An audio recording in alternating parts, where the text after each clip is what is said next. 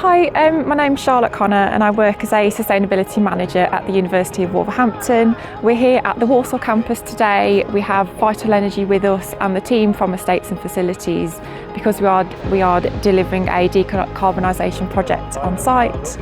So a decarbonisation project is a project that saves carbon essentially. So we are very conscious of our impact on the environment at the university. So we want to reduce the amount of carbon emissions that we're emitting into the environment.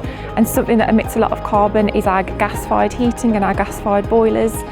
So at the Walsall campus we are having air source and water source heat pumps installed, and the benefit of those is that they deliver low carbon heat, renewable energy for us, and we will be having solar panels on all of the buildings as well, and that they deliver renewable electricity for us. The project is set to save over 1,000 tonnes of carbon a year, which is around 12% of the university's scope 1 and 2 emissions. So those are the emissions that we can directly influence at the university.